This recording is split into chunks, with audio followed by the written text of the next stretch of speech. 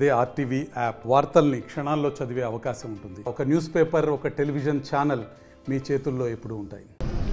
విద్యా వ్యవస్థలో సమూల మార్పులు, సమూల సంస్కరణలు తీయడం జరుగుతోంది. గత 5 సంవత్సరాల్లో విద్యాశాఖను ప్రస్తుతం పట్టించి రాష్ట్రంలో విద్యార్థులను, అదేవిధంగా అధ్యాపక లోకాన్ని, ప్రజలను, తల్లిదండ్రులను, విద్యార్థులను అయోమయానికి గురి చేయడం జరిగింది.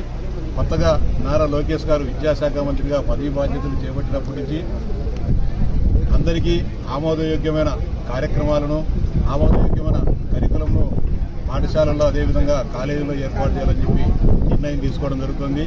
అంతేకాకుండా కొత్తగా గతంలో ఎప్పుడూ లేని విధంగా ఇంటర్మీడియట్ విద్యార్థులకు పుస్తకాలను, అదేవిధంగా నోట్ పుస్తకాలను, బ్యాగులను కూడా ఈ సంవత్సరం కొత్తగా పంపిణీ చేయడం జరిగింది. అలాగే నిన్ననే ఒక సాహసోపేతమైన నిర్ణయం కూడా తీసుకోవడం జరిగింది. జగన్మోహన్ రెడ్డి గారు అవగాహన రాహిత్యంతో, ఆలోచన రాహిత్యంతో అన్ని పాఠశాలను సిబిఎస్ఈ పాఠశాలగా రూపుదిద్దడం జరిగింది. సిబిఎస్ఈ పాఠశాలలుగా మార్చాలంటే ఉపాధ్యాయులకు ట్రైనింగ్ ఉంటుంది, సపరేట్ ప్యాటర్న్ ఉంటుంది. అవన్నీ కూడా ఆలోచన చేయకోకుండా ఆధారబాధరగా సిబిఎస్ఈ ప్యాటర్న్ లేకపోవడం జరిగింది. ఈ సంవత్సరం కొత్తగా సిబిఎస్ఈలో కాకుండా రాష్ట్ర సిలబస్లోనే ఎగ్జామ్స్ రాసే విధంగా 10వ తరగతి విద్యార్థులు నిన్ననే నిర్ణయం తీసుకోవడం జరిగింది.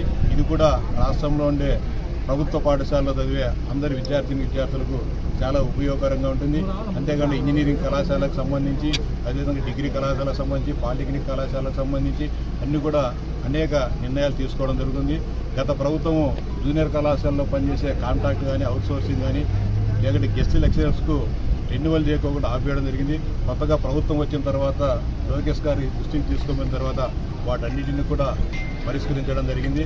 అంతేకాకుండా కళాశాలలో కానీ, పాఠశాలలో కానీ కాంట్రాక్ట్, అదేవిధంగా అవుట్సోర్సింగ్ ఫ్యాకల్టీకి సంబంధించి వేతనాలలో వ్యత్యాసం ఉంది. వాటన్నిటిని కూడా మంత్రి గారు పరిష్కరించే దిశగా వాటన్నిటిని కూడా పరిష్కార మార్గాలను త్వరలో చూపడం జరుగుతుంది. అలాగే ఇప్పుడు ఇంతవరకు ప్రాథమిక పాఠశాల, ఉన్నత పాఠశాలలో మధ్యాహ్న భోజన పథకం ఉంది. దాన్ని కూడా కొనసాగింపుగా ఇంటర్మీడియట్, అదేవిధంగా డిగ్రీ కళాశాలల్లో కూడా మధ్యాహ్న భోజన పథకాన్ని ఏర్పాటు చేయాలనే ఒక ఆలోచన ప్రభుత్వం ఆలోచించడం జరుగుతుంది. ఇది కూడా చాలా శుభపరిణామం. మేమందరం కూడా మరిన్ని వీడియోస్ కోసం ఛానల్ ని సబ్స్క్రైబ్ చేయండి. లేటెస్ట్ అప్డేట్స్ కోసం వాట్సాప్ ఛానల్ ని ఫాలో చేయండి. అండ్ లింక్ డిస్క్రిప్షన్ లో ఉంది.